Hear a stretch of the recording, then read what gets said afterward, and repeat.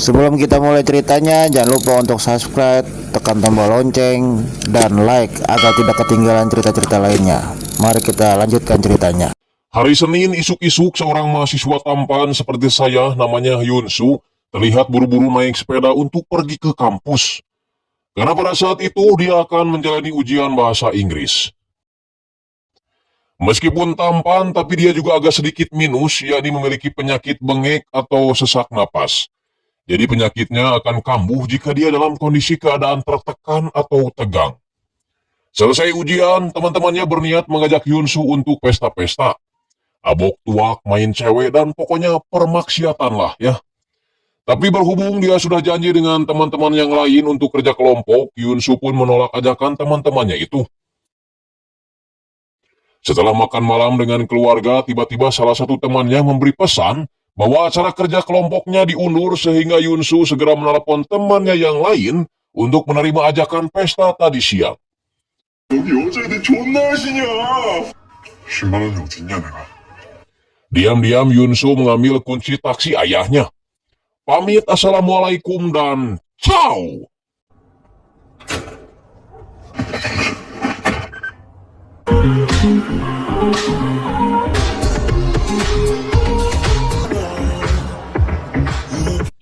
Sayangnya, ketika giliran lampu merah, tiba-tiba saja perempuan stres masuk karena menyangka taksi yang dipakai Yunsu sedang beroperasi.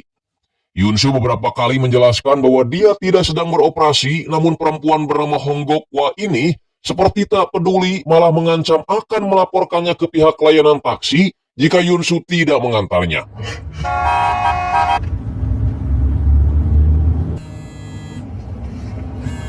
Hong meminta Yunsu untuk turun dulu membeli es kolonong. Tapi setelah mendapatkan esnya, Honggok malah menyuruh Yunsu untuk kabur. Dasar uhti jahanamnya. Kemudian setelah itu Honggok memberikan Yunsu sebutir narkomar yang dengan polosnya Yunsu memakannya yang mengakibatkan kurangnya konsentrasi dan menabrak mobil lain.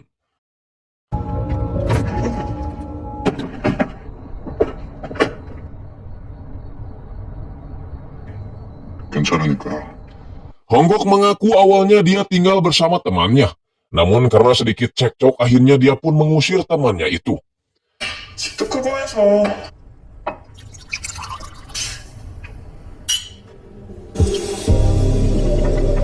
Ketika sedang minum-minum, Honggok kemudian menyuruh Yunsu untuk menancapkan pisau ke tangannya.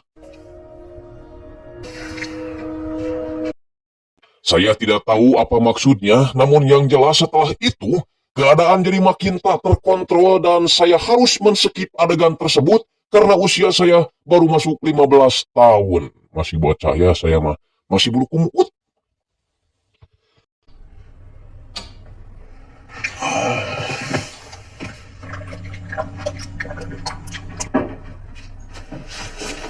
Namun, ketika Yunsu mau pamit pulang, dia sangat terkejut karena Honggok sudah dalam keadaan tidak bernyawa lagi. Karena panik, Yunsu langsung pergi keluar sampai-sampai dia lupa kalau kunci mobilnya ketinggalan di dalam. Yunsu balik lagi, tapi karena pintu rumah itu mengunci otomatis, akhirnya dia terpaksa memecahkan jendela agar bisa membuka kunci dari dalam.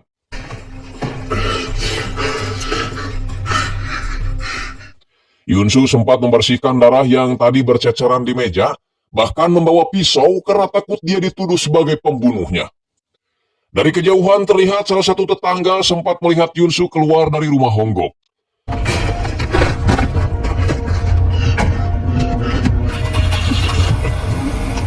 Dan sialnya lagi di perjalanan dia malah kejebak pemeriksaan kadar alkohol.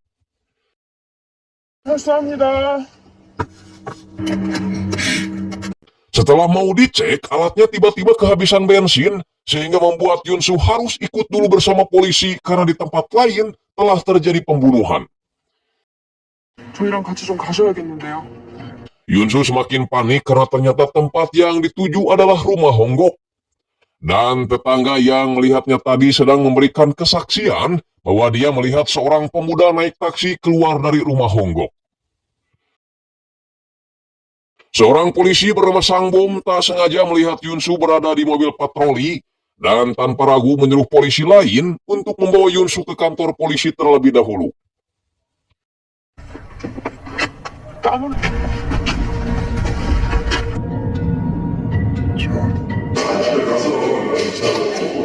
팀장이 오실 때까지만. Sang Bom juga mendengar kesaksian dari orang yang tadi mobilnya ditabrak oleh Yunsu. Setelah tiba di kantor, Sang Bom kemudian menyuruh anak buahnya untuk memeriksa Yunsu. 약 있는지 확인부터 해봐. Dan benar-benar sial nasib anak muda ini setelah polisi menemukan pisau yang tadi dia bawa dari rumah Honggok. 미란다 원칙을 파괴해라. 김현수 씨, 살인죄로 긴급 체포합니다. 불리한 지원을 거부할 수 있고 변명의 기회가 있으며 변호사 선임 권리와 체포 구속. Di saat yang bersamaan, ayahnya merasa cemas karena Yunsu belum pulang-pulang juga, apalagi mobil taksinya tidak ada di depan rumah. Udah dikejar setoran, mobil taksinya juga entah kemana ya. Malang benar nasibnya. Yunsu berusaha menjelaskan bahwa dia bukanlah pelakunya, tapi Sang Bom akan tetap menetapkan Yunsu sebagai tersangka karena Yunsu adalah orang yang terakhir menemui Honggok dan orang pertama yang menemukan Honggok tewas. 죽어 있는 홍고파를 처음 발견한 사람도 너지. Kemudian Yunsu dibawa ke tempat pemeriksaan dan terlihat banyak sekali luka goresan kuku di tubuh Yunsu. Wah. Edan kali permainan ranjang si Honggok ya.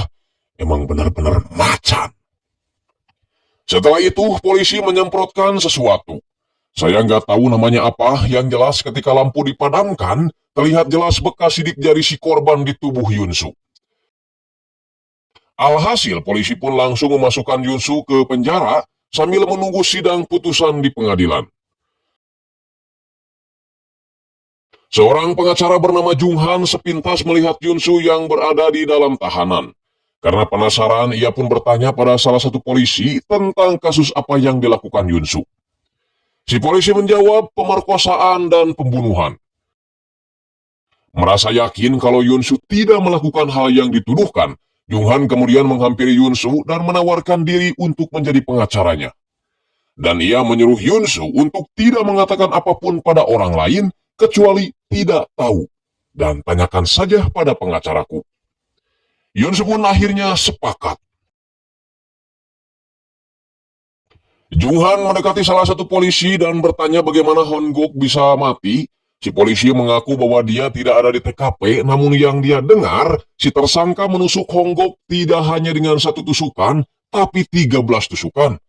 Jung Han juga baru tahu kalau kasus ini ditangani oleh Sang Bom, detektif senior yang sebentar lagi akan pensiun.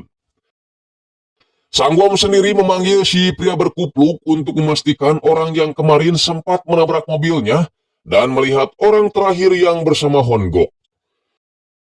Dia pun melingkari Yunsu sebagai orang terakhir itu. Keesokan harinya Jung Han kembali menemui Yunsu dan memberikan nasihat bahwa ketika berada di sel, dia jangan pernah memikirkan kebenaran dan keadilan ada di sana. Karena fakta dan klaim sama sekali tidak penting. Yang terpenting adalah mencari sesuatu untuk menjadi fakta agar dia bisa selamat. Dan nasihat kedua adalah jika dia dipaksa harus berbicara, maka kalimat pertama yang harus dia ucapkan adalah malam itu. Jung Han juga mengatakan bahwa polisi sekarang akan membuat pernyataan kejadian di TKP menurut versi mereka. 음주운전인가 생각했습니다. 예, 현장에 제가 제일 먼저 진입하긴 했는데 여자애는 죽었나요? 라고 말했습니다. Nah, di sanalah hakim akan mempertimbangkan pernyataan siapa yang lebih bisa dipercaya. Apalagi kali ini Yunsu harus berhadapan dengan seorang veteran polisi seperti Sang Bom. 이게 확실해요.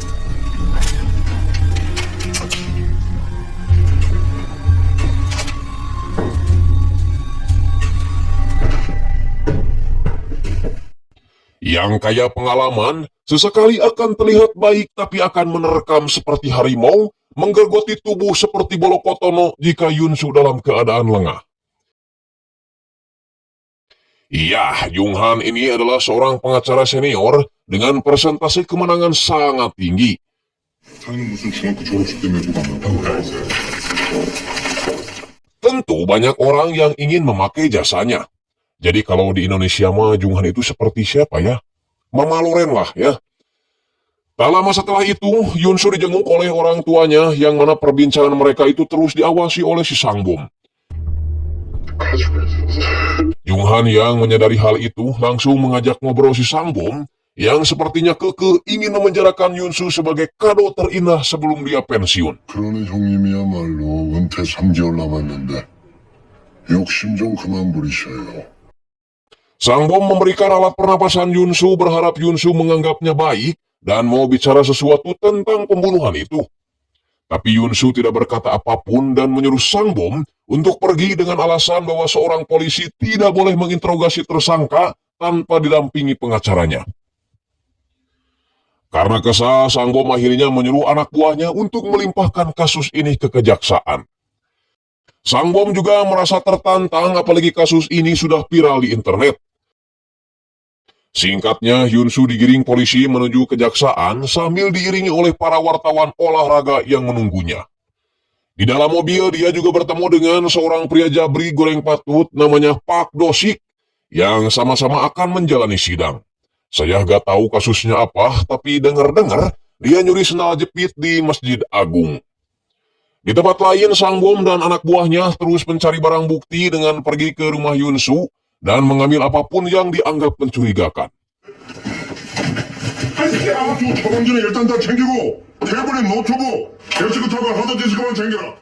Kemudian Sangbom menyerahkan seluruh barang bukti itu pada seorang jaksa bernama Anduk Baseh atau kita panggil aja Jaksaan. Dan lagi-lagi Junghan datang di saat yang tepat dan sok-sokan akrab dengan memberi bunga pada Jaksaan. Hingga si Sangbom pun pergi. 하죠. Singkat cerita, persidangan pun dimulai dan pada saat itu orang tua Yunsu pun hadir dalam persidangan tersebut. Jaksaan mulai memaparkan bahwa dia mempunyai 117 bukti termasuk usaha menghilangkan barang bukti yang dilakukan oleh Yunsu sehingga dianggap sudah cukup untuk menetapkan Yunsu sebagai pelaku pembunuhan itu. Yunsu sempat menyangka semua tuduhan diperkuat oleh Junghan bahwa tidak ada saksi satu orang pun yang melihat secara langsung kalau Yunsu telah membunuh. Apalagi riwayat Yunsu juga sangat baik, di mana dia adalah seorang mahasiswa teladan yang belum pernah melakukan kasus. Persidangan akhirnya ditunda karena Yunsu terlihat tidak sehat, tapi Yunsu terpaksa dialihkan dulu ke lapas yang sebenarnya sebelum sidang susulan dilanjutkan.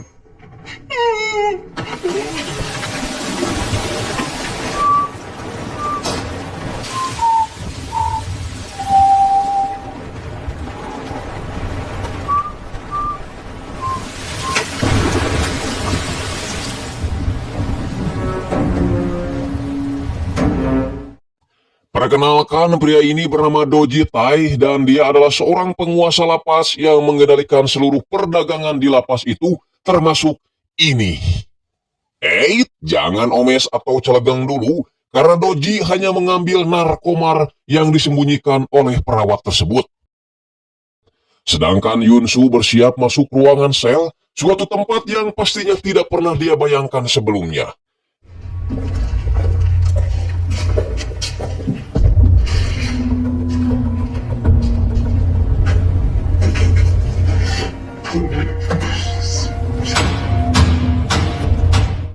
Sementara itu, Junghan yang tadinya akan memberikan tarif $90.000, akhirnya menurunkan tarifnya menjadi $70.000 ketika melihat kondisi rumah Yunsu. Bahkan kembali menurunkannya jadi $50.000 setelah bertemu dengan orang tua Yunsu yang memang hanya seorang supir taksi. Kembali ke Yunsu yang di hari pertamanya di lapas mendapatkan pemandangan yang mengerikan setelah teman satu selnya dipukuli oleh geng Baikho yang mana Pak Dosik adalah salah satu bagian dari mereka. 셋! 말을 한다 아이가. 알겠어.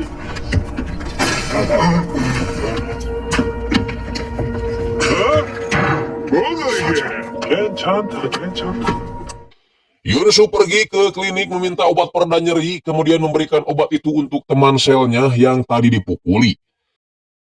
Tapi dia ketahuan sama Dosik dan Dosik hampir saja menghajarnya. Beruntung Doji melihat mereka dari kejauhan sehingga acara penyiksaan itu tidak dilakukan.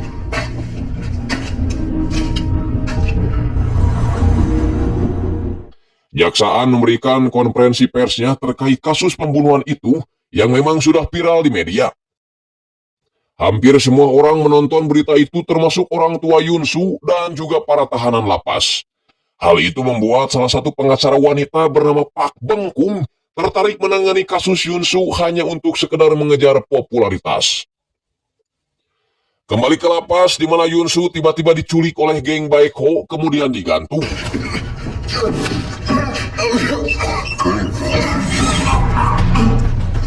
Tapi mereka kembali melepaskannya karena itu hanya sebagai pelajaran saja agar Yunsu tidak ikut campur lagi urusan mereka. Di tempat berbeda, Junghan pergi ke TKP untuk menganalisis, berharap dia mendapatkan sesuatu untuk meringankan hukuman si Yunsu. Dia menemukan sebuah paket atas nama Yujung ada di TKP. Itu berarti selain Hongok, ada orang lain yang juga tinggal di rumah itu. Sang Bom juga menjelaskan kenapa dia begitu yakin kalau Yunsu lah pembunuhnya. Sebenarnya kalau Yunsu benar-benar tidak merasa membunuh, dia bisa langsung menelepon polisi pada saat pertama tahu kalau Hongok telah tewas. Alih-alih menelepon polisi, dia malah berusaha menghancurkan barang bukti. Kemudian pada saat tertangkap razia alkohol, dia sempat bertanya pada petugas apakah perempuan itu benar-benar mati. Seolah-olah dia menyaksikan sendiri peristiwa itu terjadi. Sang Bom mengaku kalau dia sudah 30 tahun menjadi detektif dan penilaian dia tidak pernah salah dalam memprediksi apakah seseorang itu pembunuh atau bukan. Meskipun dia juga mengakui kalau orang-orang tipe Yunsu adalah tipe paling sulit dia tebak. 이제 얼굴만 봐도 범인인지 아닌지 알아. Yunsu sendiri kini tengah berada di ruangan Doji karena si Doji ini menawarkan bantuan jika Yunsu memerlukannya. Namun pastinya itu tidak gratisan dan harus ada timbal baliknya. Doji menyuruh Yunsu untuk mencari tahu siapa orang yang menjual rokok di lapas itu selain dirinya. 도움이 필요하면 Berbeda dengan Doji, pengacara Bengkung justru akan menggratiskan jasanya sebagai pengacara asalkan kasus Yunsu dilimpahkan kepadanya dan orang tua Yunsu berhenti bekerja sama dengan Junghan. Tawaran yang sulit ditolak tentunya, mengingat keuangan mereka terbatas, jangankan bayar pengacara untuk makan saja, hanya bisa dengan bala-bala. Di sisi lain, penyakit romehan akut si Junghan juga makin parah, itu terlihat ketika dia harus membungkus kakinya dengan plastik. Orang tua Yunsu mengabarkan kalau mereka telah mengganti pengacara dengan yang lebih kompeten untuk menangani kasus Yunsu. Meskipun Yunsu merasa tidak enak dengan Junghan karena Junghan telah membantunya selama ini. Apalagi Junghan tiba-tiba datang membelikannya selempak beserta uang bekal untuk Yunsu. Tapi sepertinya Junghan mengerti apalagi pengacara yang baru menggratiskan semua jasa pengacaranya. 죄송합니다. 저 제일 힘들 때 그래 힘내고.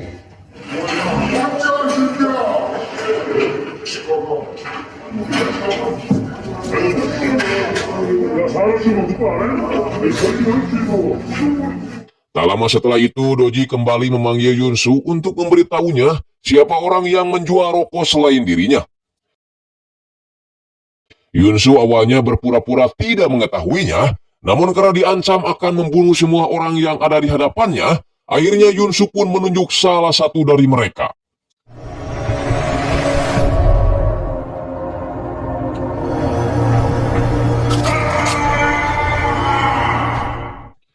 Setelah itu, Doji berkata bahwa dia adalah orang yang selalu membalas kebaikan orang lain. Maka dia juga berjanji akan menolong Yunsu ketika Yunsu membutuhkan bantuannya.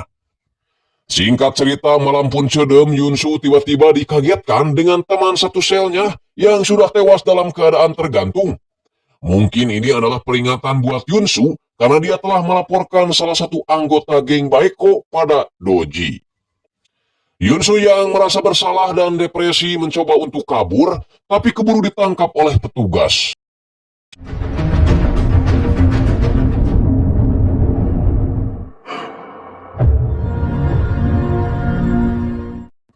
Keesokan harinya, Yunsu kembali dibawa ke kejaksaan untuk melakukan tes kejujuran. Tes kejujuran ini sebenarnya tidak akan berpengaruh apa-apa buat tersangka. Jika yang dikatakannya dianggap berbohong, maka akan memberatkan di persidangan. Kalau perkataannya dianggap jujur, sama sekali tidak berpengaruh di persidangan. Edannya, jadi buat apa tuh ya, capek-capek? Tenanawan sih, tapi nanawanan gitu ya. Sang bom menghubungi Junghan karena dikira Junghan masih pengacara Yunsu. Setelah mengetahui kalau Junghan bukan lagi pengacara Yunsu, jaksaan lalu menelepon pengacara Bengkung dan memberitahukan bahwa Yunsu akan menjalani tes kejujuran.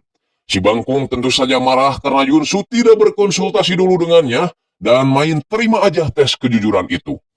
Tapi meskipun marah, dia tetap menyuruh asistennya Sojin untuk membantu Yunsu dalam menjalani tes kejujuran. Junghan pun demikian, meskipun dia bukan lagi pengacara Yunsu, tapi dia tetap penasaran dan pergi menemui mantan istrinya yang kebetulan bekerja di badan forensik yang menangani jasad Honggok.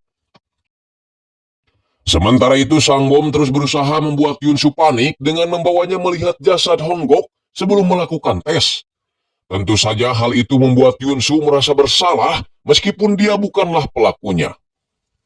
Di saat bengeknya kambuh, Sang Bom malah melarangnya menggunakan alat pernapasan dengan alasan orang yang akan melaksanakan tes tidak boleh memakai obat-obatan.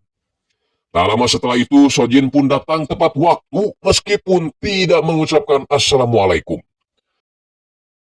Sebelum tes dimulai, Sojin sempat memberikan wejangan agar Yunsu tetap tenang, tidak terprovokasi dan kali-kali nyebut istighfar. Tapi Sang Bom sengaja menyimpan nebulizer di hadapan Yunsu, berharap Yunsu pecah konsentrasi seperti yang sudah direncanakan oleh dirinya dan juga jaksaan. Benar saja ketika mendapat sejumlah pertanyaan, Yunsu jadi tidak berkonsentrasi dan terkadang terus melihat nebulizer yang ada di hadapannya. 한국화를 죽이자는 것을 확신합니까? 유죄를 전제로 한 저런 질문은 문제 있는 거 아닙니까? Beruntung Junghan yang sedari tadi ada di sana menyuruh Sojin untuk segera menghentikan tes itu dengan alasan kalau tersangka sedang tidak dalam keadaan sehat. 생리심리검사 여기서 멈출게요. 없어. 근데 왜 독방을 누가 쓰겠어? Sepulang dari kejaksaan, rupanya penderitaan Yunsu belum berakhir setelah Dosik menyiksanya karena menganggap Yunsu telah melaporkan Dosik pada petugas atas kematian si Paijo kemarin malam. 어딨어? 그만하게. 건강주의가 돌아올라.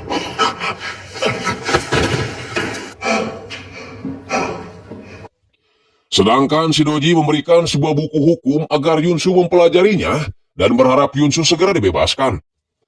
Di acara pemakaman Honggok, Junghan juga terlihat ada di sana dan terlihat sedang mencari seseorang bernama Yujung. Karena nama Yujung pernah dia lihat di sebuah paket yang dia temukan di rumah Honggok. Di kantor, Junghan melihat kembali foto-foto yang pernah dia ambil di rumah Honggok dan dia melihat sebungkus obat pentanil. Yang mana obat tersebut adalah obat yang harus dibarengi dengan resep dokter. Kemudian dia melihat medsos Honggok di mana di antara foto-fotonya itu pernah memperlihatkan dirinya berselfie di sebuah klinik. Dia pun pergi ke klinik itu dengan berpura-pura ingin mengobati penyakit rorombehennya. Tapi si dokter berkata bahwa seharusnya Junghan pergi ke dokter kulit karena ini adalah tempat rehabilitasi.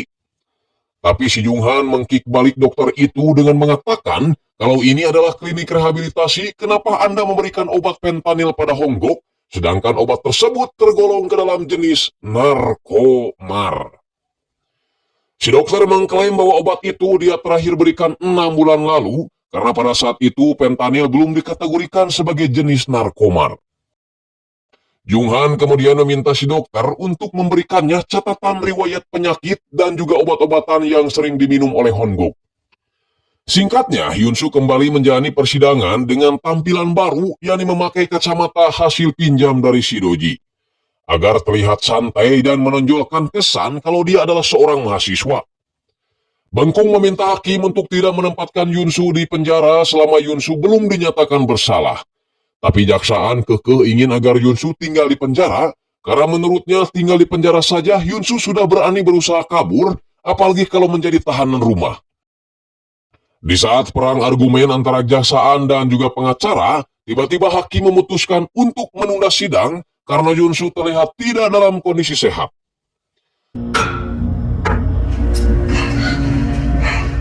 비밀은 없도록 하시오. 앞으로 Selesai sidang, Junghan menawarkan sebuah bukti tentang riwayat penyakit dan juga obat-obatan yang sering dikonsumsi oleh si korban pada Sojin. Junghan hanya meminta komisi $100 per lembar jika Sojin ingin memiliki catatan tersebut. Ketika Sojin memperlihatkan catatan itu pada Bengkung, Bengkung langsung bilang kalau catatan ini seharusnya bernilai $1.000 per lembar dan Bengkung ingin membuat jadwal pertemuan dengan Junghan. Sepulang sidang, Dosik lagi-lagi berbuat ulah dengan sengaja menggoreskan pisau pencukur bauk ke tangan Yunsu sehingga tangannya berdarah. Karena klinik sudah tutup, ia kemudian dibawa oleh anak buah Shidoji dan diobati oleh Shidoji sendiri. 여기에서 어떻게 살아남을 것인가? Keesokan harinya, Bengkung menemui jaksaan dan menyerahkan bukti kecanduan korban terhadap narkomar, dan itu bisa dijadikan bukti kalau korban bisa saja memberikan narkomar itu pada Yunsu, sehingga Yunsu tak sadar telah melakukan pembunuhan. Dan itu akan membuat Yunsu terbebas dari hukuman mati dan hanya akan dihukum 10 tahun saja. Jaksaan yang tak mau kalah begitu saja di persidangan nanti bersedia menuruti permintaan Bengkung asalkan Yunsu bersedia mengaku kalau dia benar-benar membunuh Hongok dan juga tidak mengajukan banding. Bengkung kemudian menemui Yunsu dan memaksa Yunsu untuk memberikan pengakuan palsu bahwa dia benar-benar membunuh Hongok karena menurutnya penjara 10 tahun lebih baik daripada Yunsu harus menerima hukuman mati. 10년 받고 모범수로 수감생활 잘하면 3, 4년은 감형 나와요. Junghan yang merasa kaget mendengar Yunsu akan mengakui pembunuhan itu kembali menemui Yunsu dan menyuruh Yunsu untuk mendengarkan kata hatinya. Karena mengaku sebagai pembunuh justru akan membuatnya dicap seumur hidup sebagai pembunuh di lingkungan masyarakat. Alhasil, ketika sidang kembali digelar, Yunsu melanggar kesepakatan dengan pengacaranya sendiri dengan mengaku kalau dia memang tidak membunuh Honggokwa. 아니요.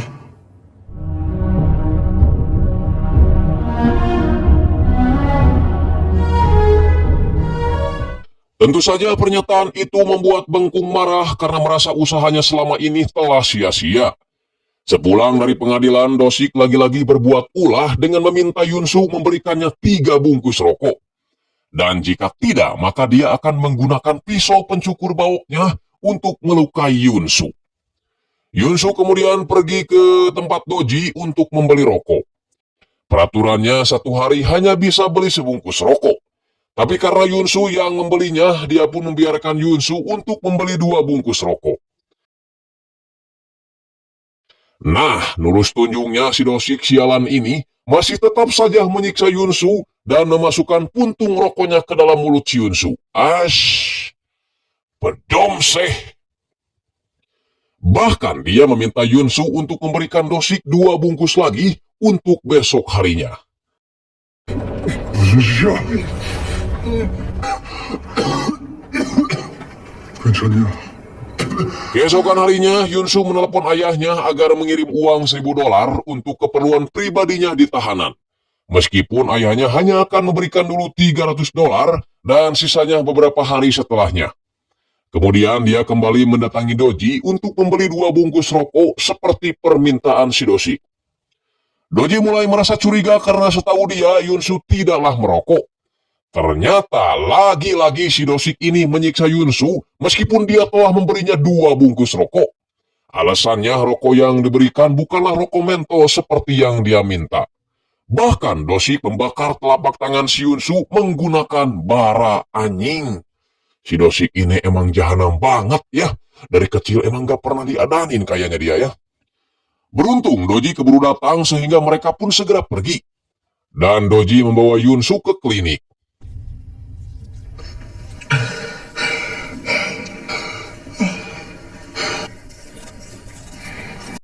Tak cukup sampai di situ, Doji juga membawa Yunsu ke tempatnya di mana di sana sudah ada Pak Dosik yang sudah babak belur karena dihajar oleh si Ucup, anak buah si Doji.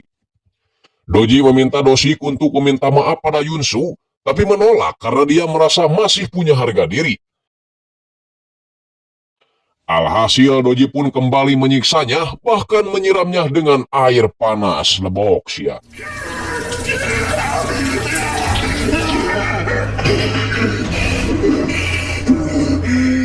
Di sisi lain, Bengkung yang sudah kecewa pada Yunsu akhirnya menyuruh Sojin untuk mengurus kasus itu.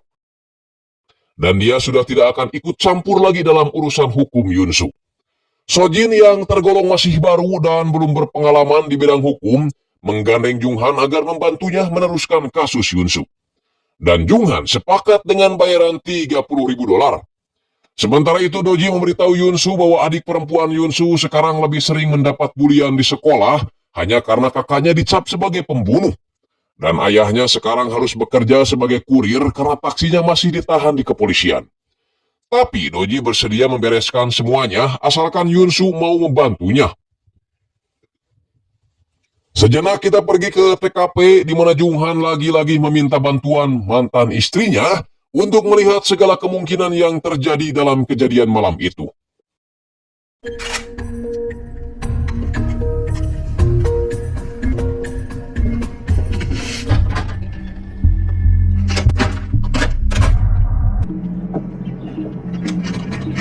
Kembali ke si Yunsu yang memang tak ada pilihan lain selain menyetujui tawaran yang diberikan Doji.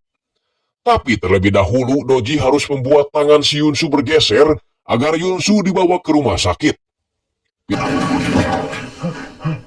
여기에서 내가 구할 수 없는 게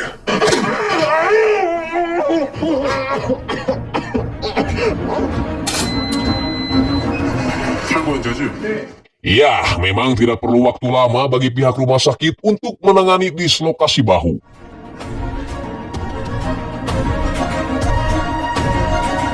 Setelah sampai di sel, Doji kemudian membuka perban si Yunsu dan merebusnya dengan air panas.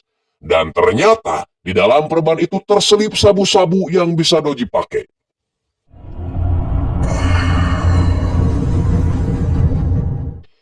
Setelah melakukan penyelidikan bersama dengan mantan istri, Junghan tiba-tiba kangen dengan geolan mantan istri, kemudian memaksanya untuk melakukan pagelaran wayang kulit.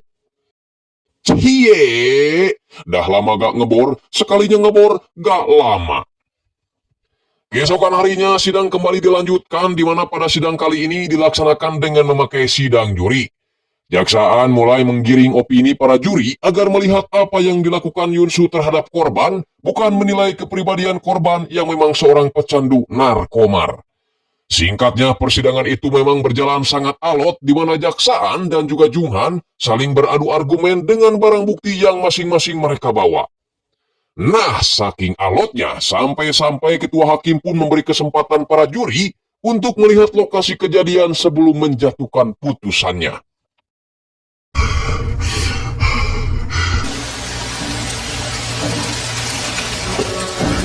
야, 괜찮아, 죽지 마. 어? 괜찮아. 괜찮아. Nah, di sini orang yang akan memberikan prediksi kejadian adalah Sang Bom, sambil diiringi dengan reka adegan pembunuhan. 이 자리에서 함께 술을 마셨습니다. 남친님. 피해자의 옷을 벗겼죠. 좀 거칠게. 뭐냐면 이 흉기를 쥐고 위협을 합니다.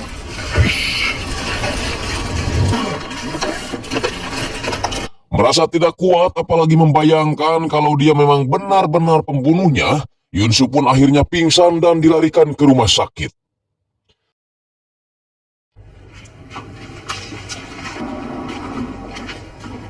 Sialnya lagi, si Sang Bom menuduh Yunsu hanya pura-pura pingsan untuk menghindari tekanan dari para penyidik.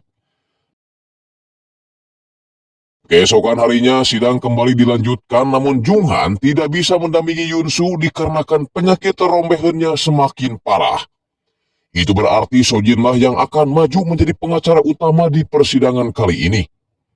Tapi ketika Sojin mau maju ke depan, tiba-tiba HP-nya berbunyi, dan itu adalah salah satu hal yang dianggap tidak sopan dalam persidangan. Di persidangan kali ini, selain membahas malam kejadian, jaksaan juga menghadirkan saksi seorang guru yang dulu pernah menjadi kepala sekolah di tempat Yunsu belajar. Di mana waktu itu Yunsu pernah mendorong temannya jatuh dari tangga, kemudian menghajar teman sekolahnya itu hingga giginya ompong. Yang menandakan kalau Yunsu dari dulu mempunyai sifat mudah marah dan kadang bertindak secara kriminal. Tapi Yunsu mempunyai alasan untuk melakukan itu. Karena temannya tersebut selalu menghinanya hanya karena ayahnya seorang supir taksi dengan penghasilan 30 sen per hari. Sojin kemudian membuat semua orang tertegun ketika dia menjelaskan bahwa semua manusia memiliki kesalahan, termasuk dirinya yang tadi lupa mematikan ponsel. Kemudian dua orang polisi yang menangkap Yunsu tanpa memegang surat penangkapan.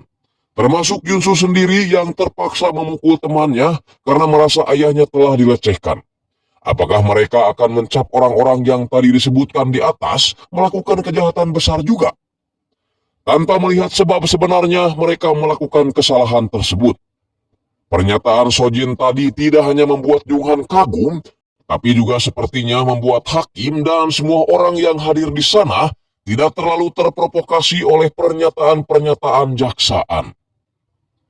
Beres persidangan, Junghan bertanya tentang orang yang pernah tinggal bersama Honggok di rumah itu. Yunsu mengiyakan hal tersebut sesuai dengan apa yang dia dengar dari Honggok. Tapi mereka bertengkar dan hingga sampai sekarang belum baikan. Singkatnya, Junghan akhirnya menemukan Yujung ketika Yujung sedang berada di salon sambil antang lihat berita pembunuhan temannya. Tapi sebelumnya kita pergi ke lapas dulu di mana Badan Narkotika Nasional Korea telah mendengar desas-desus kabar peredaran narkomar yang melibatkan tahanan dengan para pegawai klinik. Akhirnya mereka memeriksa para tahanan yang sempat melakukan kunjungan ke klinik. Dan salah satunya adalah Yunsu. Aduh, emang selalu apes nih bocah ya. Harus dimandiin sama air cikahitutan kayaknya ini mah ya. 하 6번, 3, 하 8번. Kembali ke Junghan yang terus mengintimidasi Yujun agar mengaku. Paling tidak jika dia bukan pembunuhnya, dia tahu siapa pembunuh sebenarnya. 범인이거나 아님 범인을 알고 있거나. Kembali ke lapas di mana Doji dan Yunsu ternyata menjadi incaran utama bagi para anggota BNN ini. Yunsu yang tidak mau mengkhianati Doji sebisa mungkin untuk menutup rapat-rapat agar Doji tidak tertangkap. 어깨 탈골 경위 좀 말씀해 주시죠. Begitupun dengan si Doji yang meskipun mendapat ancaman dari tim kepala investigasi, dia tetap tenang karena orang-orang yang ada di belakang dia jauh lebih tinggi pangkatnya dari cucunguk yang ada di hadapannya ini. 근데 여기 올 때 윗분들한테 허락 받고 왔나 모르겠네. 일단 받아보시죠. Hasil dari obrolan panjangnya dengan Yujung akhirnya mengarahkan Junghan pada seorang pemuda bernama Ki-jong, mantan pacar Yujung yang juga seorang pengedar narkomar. Junghan pura-pura keluar dulu karena yakin Ki-jong akan panik dan menelepon seseorang. Tanpa sadar kalau Junghan telah menyimpan HP-nya di dekat meja, kemudian membawanya kembali ketika Ki-jong selesai menelepon. Jadi pengacara itu emang harus cikal ya, udah licik, nakal pula. Kembali ke lapas, kagum dengan kesetiaan Yunsu yang tidak membuka mulut saat diinterogasi, membuat Doji memberikan Yunsu ponsel untuk memastikan kalau taksi ayahnya sudah dikirim kembali ke rumah ayahnya. 아버지, 저예요, 현수. 근데 아버지 혹시 택시 찾으셨어요? 택시 방금 찾아왔는데. Selain mencurigai Ki-jong, Junghan juga mencurigai pria bernama Chulho yang dari kamera CCTV terlihat selalu mengikuti Honggok dan juga Yunsu di malam kejadian. Dulunya si Chulho ini adalah seorang kurir yang kebagian mengantarkan paket di daerah Honggok tinggal. Tapi sekarang sudah tidak lagi bekerja di sana karena katanya sudah dipecat setelah mengetahui kalau Chulho adalah tahanan rumah atas kasus pelecehan seksual. Junghan pun segera pergi ke tempat di mana Chulho tinggal. Sementara itu, ketika sidang kembali digelar, Yunsu benar-benar tidak bisa menahan emosinya lagi saat terus-terusan disudutkan sebagai pembunuh. 제가 살인을 한 게 아닌데 아무도 내 말 안 믿잖아요. Namun sepertinya sikap yang ditujukan Yunsu itu malah memperburuk situasi dirinya yang tidak hanya dijadikan tersangka tapi juga sebagai saksi. Wah, kacau ini mah ya. Mungkin kalian tahu benang kusut? Yah, itulah gambaran proses sidang kali ini buat Yunsu. Pabelit.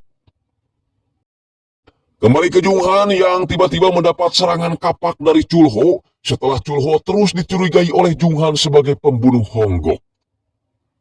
Junghan yang hanya membawa alat penggebuk kasur akhirnya diselamatkan polisi yang datang ke TKP tepat waktu.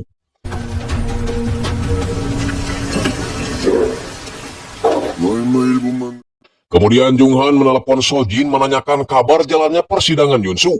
Sojin hanya bisa menangis dan menyesal karena dia tidak bisa mencegah Yunsu untuk tidak menjadi saksi. Kiranya kasus pembunuhan Honggok yang terus menghiasi layar kaca membuat masyarakat tak terkecuali para napi terus memantau kasus tersebut. Bahkan tak sedikit para napi mencap Yunsu sebagai penjahat bermuka dua karena terlihat pelin-pelan dalam menentukan sikap. Kadang mengaku tidak membunuh, kadang mengaku tidak tahu. Situasi yang memang tidak mudah buat Yunsu, ditambah lagi kehadiran si Dosik, manusia pamali yang gak asik dia mah kalau gak bikin usil teh ya. Dimana kali ini dia kembali membuat gara-gara dengan mencuri HP Yunsu, yang membuat Yunsu hilang kesabaran dan berusaha melawan. 이게 네 거란 지금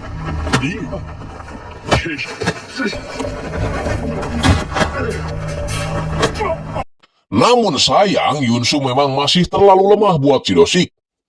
Bosan dihina, dicampakkan, dan diperlakukan tidak adil, membuat Yunsu akhirnya memberanikan diri untuk meminta Dosik mengajarkannya ilmu silat. Tapi sebelumnya, Dosik bercerita tentang Yunsu yang nasibnya hampir sama dengan dia, yang masuk penjara karena perbuatan yang sama sekali tidak dilakukannya. Dia berusaha menjelaskan, tapi tidak ada satu orang pun yang mempercayainya. Dia sadar kalau satu-satunya orang yang bisa merubah dirinya adalah dirinya sendiri. 살아남으려면 내가 먼저 변해야 한다는 걸. Iya, dari obrolan itu Yunsu mulai berubah. Dia tidak sendirian lagi dan mulai suka merokok.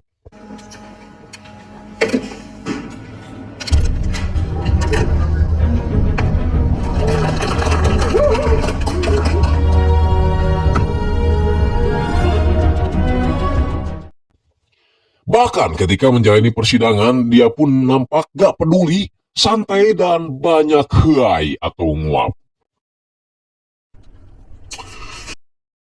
여친 룸메이트가 국회였으니까 싸우긴 했는데 아시잖아요. 여자도 싸우는 거 머리채 잡고 뜯고. Dari hasil persidangan, Junghan mencoret Yujung dan juga Ki-jong dari daftar orang yang dicurigai membunuh Honggok. Karena pernyataan mereka terlihat jujur dan ceplas-ceplos. Sementara itu, Yunsu terlihat giat berlatih karena dia sudah tidak mau lagi dilecehkan. Terutama sama si manusia pamali bernama Dosik.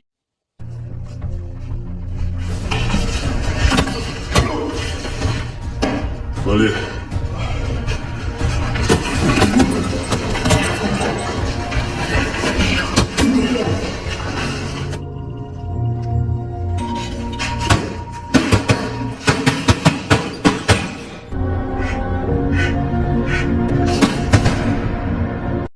Yunsu mulai membiasakan diri dengan keadaan penjara, di mana yang kuat akan menjadi RW dan yang lemah jadi bubuk tahu.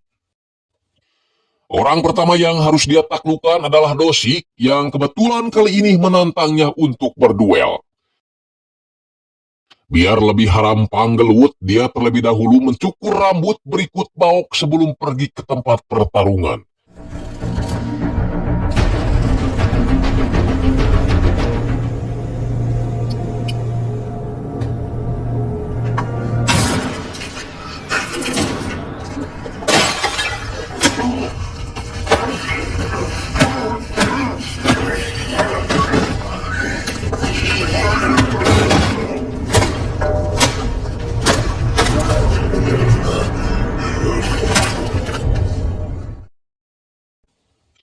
Di tempat lain, Chulho dibawa ke tempat interogasi, namun sepertinya Sanggom tidak tertarik dengan Chulho, sehingga dia dibebaskan begitu saja. Tapi Junghan yang penasaran dengan Chulho tetap akan menghadirkannya di persidangan. Keesokan harinya, sidang kembali digelar, namun dengan hasil yang sama, yakni semua pihak tetap belum bisa meyakinkan hakim tentang siapa pembunuh sebenarnya.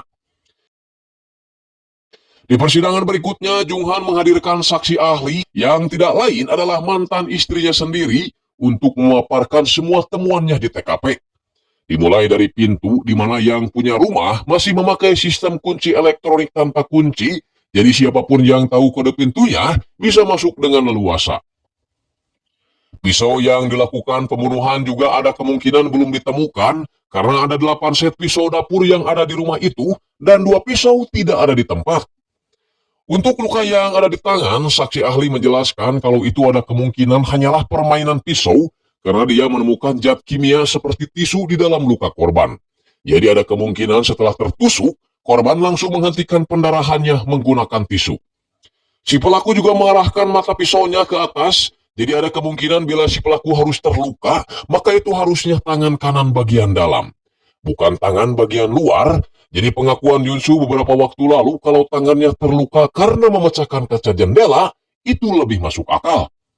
Kemudian Junghan menyuruh Yunsu untuk menulis namanya sendiri dalam secari kertas. Itu agar semua yang hadir tahu kalau Yunsu adalah orang kidal, orang yang melakukan banyak hal dengan tangan atau kaki kiri. Sedangkan 8 dari 13 tusukan dari posisi pukul 1 ke posisi pukul 7, saksi ahli berasumsi bahwa pembunuhnya tidaklah kidal dan kemungkinan orangnya tinggi pula. Merasa kalah argumen dengan saksi ahli, jaksaan malah menyinggung status saksi ahli yang merupakan mantan istri dari sang pembela. Tapi dia menegaskan bahwa kehadirannya di sana adalah profesional, bahkan terang-terangan mengakui dia sendiri yang menceraikan Junghan karena Junghan orangnya jorok dan jarang nyikat gigi. Dia juga berkata bahwa para juri berhak mendapatkan informasi dari sumber manapun sebagai dasar keputusan mereka nanti. Sepulang dari pengadilan, Yunsu sengaja mentato tangannya dengan tulisan, "Jika ada keraguan, ringankan terdakwa," sebagai simbol bahwa dia sudah diperlakukan tidak adil oleh hukum. Setelah itu Yunsu bertanya pada Doji, "Apakah kamu percaya jika aku bukanlah pembunuhnya? Dan bagaimana jika aku benar-benar pembunuhnya?" Doji menjawab bahwa dia tidak peduli apakah Yunsu pembunuhnya atau bukan, karena yang dia lihat adalah sosok Yunsu yang sekarang ada di penjara. Malam harinya Yunsu dipanggil oleh ketua geng Baikho, kita panggil aja Jamal, karena telah membuat wajah Dosik babak belur. Jamal meminta salah satu bagian tubuh Yunsu sebagai pertanggungjawaban atas perbuatannya. 소정한 거 하나 놓고 가라. 내 면 좀 살구라. Tadinya Yunsu akan menyerahkan tangannya untuk dipotong, namun tiba-tiba Doji datang sambil menampar wajah Dosik yang tak tahu malu meminta bantuan orang lain. Padahal pertarungannya dengan Yunsu dilakukan secara adil. Doji juga mengancam si Jamal agar tidak melewati batasnya, meskipun dia tahu kalau Jamal ini adalah seorang preman yang hese eleh tara menang. Doji menyuruh Yunsu untuk terus berhati-hati karena mereka bisa jadi akan menusuknya dari belakang. Keesokan harinya, sidang mulai memasuki babak terakhir di mana kali ini Junghan meminta Sanggom duduk sebagai saksi dan mempertanyakan kenapa orang-orang seperti Yujung, Ki-jong, Chulho, Sunghon, bahkan ayah tiri korban, yang notabene orang terdekat korban, tidak pernah dirinya interogasi. Kemudian Junghan memperlihatkan nebulizer Yunsu yang ada di TKP, tapi tidak menemukannya di catatan bukti kejadian. Bahkan Sang Bom sengaja memberikan nebulizer itu pada Yunsu pada saat Yunsu sedang ada di penjara. Padahal nebulizer itu bisa dijadikan bukti konkret jika kepolisian benar-benar ingin menetapkan Yunsu sebagai pembunuhnya. Jadi bisa diambil kesimpulan bahwa sejak dari awal Sang Bom telah berencana ingin mengkambing hitamkan Yunsu sebagai tersangka sebelum mereka menyelidiki bukti.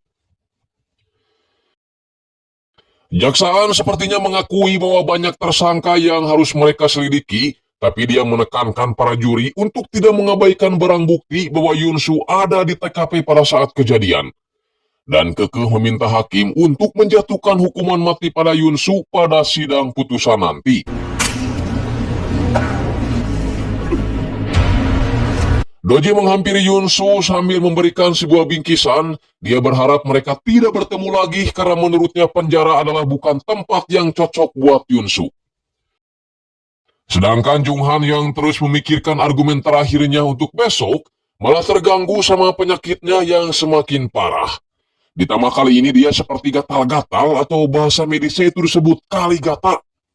Tapi meskipun begitu dia tetap hadir di sidang putusan untuk memberikan argumen terakhirnya mengenai Yunsu yang sejak awal hati nuraninya meyakini bahwa Yunsu bukanlah pembunuhnya. Apalagi dia tahu kalau tuduhan yang dialamatkan pada Yunsu adalah hasil spekulatif dari pihak kepolisian.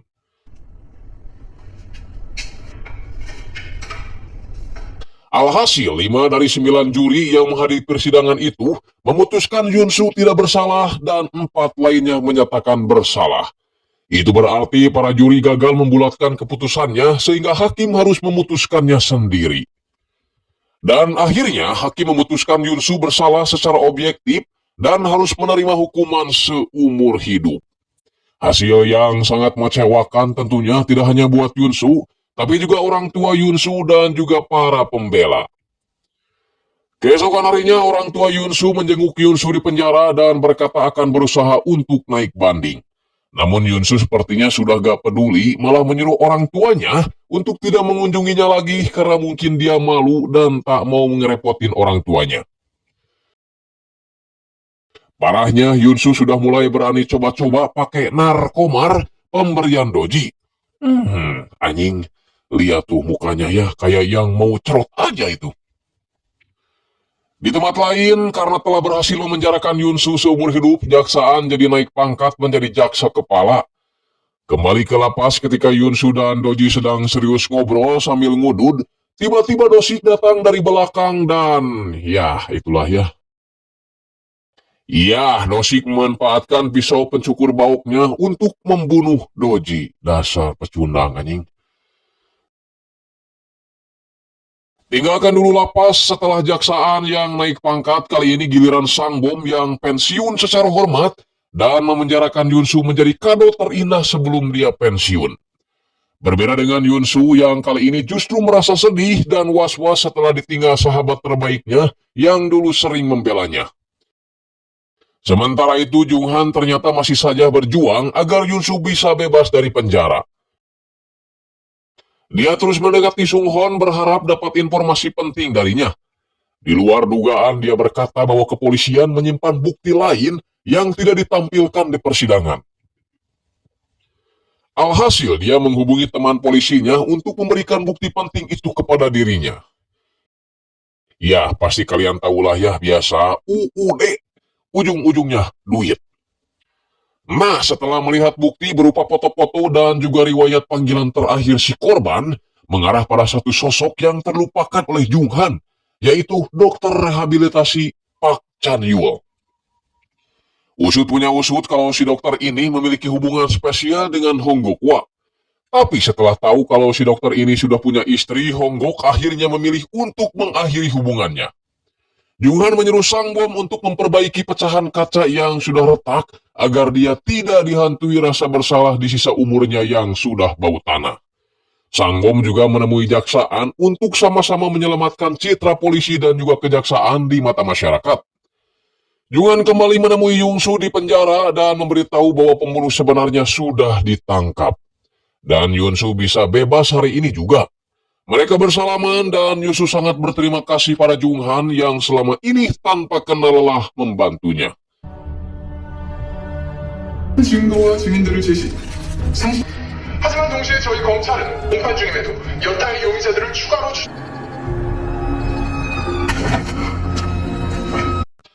Di rumah, orang tuanya telah mempersiapkan makanan kesukaan Yunsu, asin tulang dan endog asin. Scene terakhir ditutup dengan Junghan yang kembali jalan-jalan ke kantor polisi untuk mencari klien baru. Film pun tomat. Baiklah, itu tadi rangkuman dari alur film One Ordinary Day. Mudah-mudahan kalian suka dan terhibur. Maaf kalau ada salah kata, baik yang disengaja ataupun gak disengaja. Gak ada niat menyinggung, apalagi menghina, karena ini hanya hiburan semata. Kasbok pamit, wassalamualaikum warahmatullahi wabarakatuh. Adios, permios.